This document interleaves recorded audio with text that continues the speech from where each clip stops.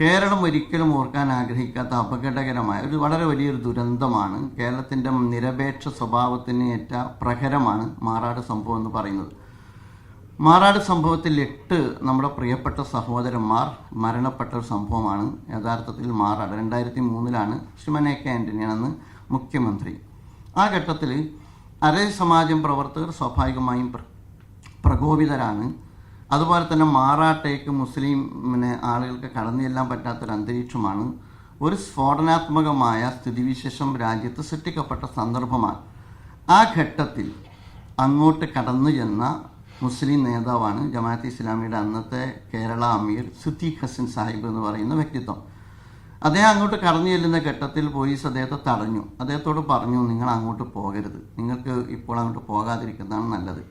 അപ്പോൾ അദ്ദേഹം പറഞ്ഞു, എനിക്ക് പോകണം, അവരോട് സംസാരിക്കണം, ഈ പറയുന്ന സാഹചര്യത്തിന് അയവ് വരുത്തണം, കുറ്റവാളികൾ ശിക്ഷിക്കപ്പെടണം, നിരപരാധികൾ വേട്ടയാടപ്പെടുന്ന സാഹചര്യം ഒഴിവാക്കപ്പെടണം.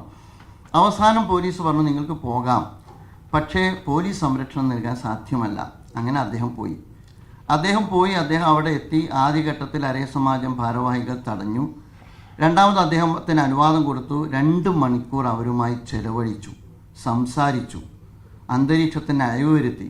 ശ്രീമാൻ എ കെ ആൻ്റണി പിന്നീട് അദ്ദേഹത്തിൻ്റെ ചില അനുസ്മരണത്തിൽ, അതിൻ്റെ വിഷ്വൽ നിങ്ങളുടെ മുമ്പിൽ കാണാൻ കഴിയും, അനുസ്മരണത്തിൽ മാറാട് പ്രശ്നം പരിഹരിക്കുന്നിടത്തുള്ള സിദ്ദീഖ് ഹസൻ സാഹിബിൻ്റെ പങ്കിനെ വെളിപ്പെടുത്തുന്നുണ്ട്. ഞാൻ പറഞ്ഞു വരുന്നത്, കലാപങ്ങൾ നടക്കുന്നിടത്ത് കലാപത്തെ അണക്കാനും മുറിവേറ്റ മനസ്സുകളുടെ വ്രണങ്ങൾ ഇല്ലായ്മ ചെയ്യാനും അങ്ങനെ കലാപം ഏതാണ്ട് തകർത്തെറിഞ്ഞ പല പ്രദേശങ്ങളെയും പുനരധിവാസത്തോടുകൂടി സാമൂഹ്യ ജീവിതത്തിലേക്ക് തിരിച്ചു കൊണ്ടുവരുവാനുമുള്ള പ്രവർത്തനങ്ങളിൽ കേരളത്തിൽ മാത്രമല്ല ഇന്ത്യ വിഭജനാനന്തരമുണ്ടായ ഒരുപാട് കലാപഭൂമികളിൽ ജമാഅത്തെ ഇസ്ലാമി ആ മാനുഷിക സേവന പ്രവർത്തനങ്ങളുമായി രംഗത്തുണ്ടായിരുന്ന പ്രസ്ഥാനമാണ് എന്ന് നിങ്ങൾക്ക് കാണാവുന്നതാണ്. മാത്രമല്ല ഇന്ത്യയിലുടനീളം ജമാഅത്തെ ഇസ്ലാമി ഇത്തരം പോളറൈസേഷനുള്ള ഇടങ്ങളിൽ പ്രത്യേക വേദികൾ തന്നെ രൂപപ്പെടുത്താൻ നിർദ്ദേശം കൊടുത്തിട്ടുണ്ട്. വെറുപ്പിനെതിരെയുള്ള ക്യാമ്പയിൻ ദേശീയ തലത്തിൽ തന്നെ നടന്നുകൊണ്ടിരിക്കുകയാണ്.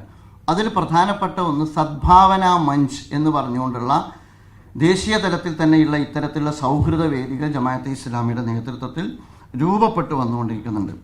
അതോടൊപ്പം തന്നെ കേരളത്തിൽ ഇസ്ലാമോഫോബിയ ഇപ്പോൾ ശക്തമാണ്. നിങ്ങൾക്കറിയാം, ഈ കേരളത്തിൽ ഇസ്ലാമോഫോബിയ ശക്തിപ്പെട്ട ഒരു ഘട്ടത്തിൽ എത്രമാത്രം ട്രാൻസ്പെറൻ്റ് ആവാൻ പറ്റുമോ അത്രമാത്രം മുസ്ലിം കമ്മ്യൂണിറ്റിയും ട്രാൻസ്പെറൻ്റ് ആവണം.